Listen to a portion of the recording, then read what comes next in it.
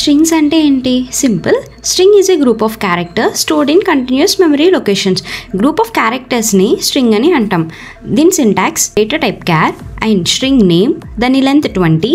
ఇక్కడ నాస్వా అనే వర్డ్లో NASWA ఇవన్నీ ఏంటి? క్యారెక్టర్స్. ఆ గ్రూప్ ఆఫ్ క్యారెక్టర్స్ని ఒక స్ట్రింగ్ అంటాం. దాన్ని డబుల్ కొటేషన్స్లో రిప్రజెంట్ చేస్తాం. ఎలా అయితే ప్రతి బీట్ కలిపితే ఒక నెక్లెస్ అవుతుందో సేమ్ అలానే ప్రతి క్యారెక్టర్ కలిపితే ఒక స్ట్రింగ్ అవుతుంది. జనరల్గా డేటాని రీడ్ చేయడానికి ప్రింట్ చేయడానికి స్కాన్ఎఫ్ అండ్ ప్రింట్ఎఫ్ని యూజ్ చేస్తాం. బట్ స్ట్రింగ్స్లో గెట్ఎస్ అండ్ పుటెస్ని యూజ్ చేస్తాం.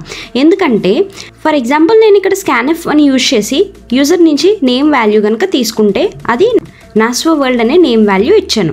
ఇక్కడ నాస్వా తర్వాత నేను స్పేస్ ఇచ్చా. స్ట్రింగ్స్లో స్పేస్ ఉంటే అక్కడితో ఆ స్ట్రింగ్ ఎండ్ అయిపోతుంది.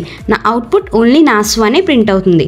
లేదు నేను మొత్తం ఇచ్చిన స్ట్రింగ్ అంతా ప్రింట్ అవ్వాలి, ఎంటీ స్పేసెస్ ఉన్నా ప్రింట్ అవ్వాలి అంటే కనుక గెటెస్ని యూజ్ చేస్తాం. ఇక్కడ ఫార్మాట్ స్పెసిఫైయర్స్ యూజ్ చేయని అవసరంలా డైరెక్ట్గా యూజర్ మనం నేమ్ ఇస్తే సరిపోతుంది.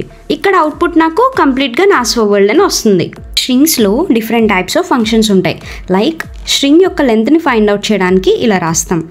అంటే నాస్వా అనే వర్డ్లో 5 లెటర్స్, సో అది అవుట్పుట్ 5 ఇస్తుంది.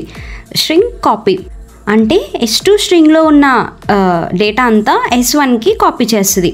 స్టిర్ క్యాట్ CAT అంటే కంకాటినేట్స్ అంటే S2 రెండాటిని యాడ్ చేస్తుంది అనమాట.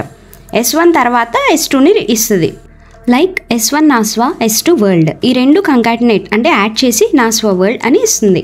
తర్వాత స్టిర్ కంపేర్ 2 స్ట్రింగ్స్ని కంపేర్ చేస్తుంది. స్టిర్ రివర్స్ స్ట్రింగ్ని రివర్స్ చేస్తుంది. అండ్ ఇంకా చాలా ఉంటాయి like upper case lower case convert చేయడానికి.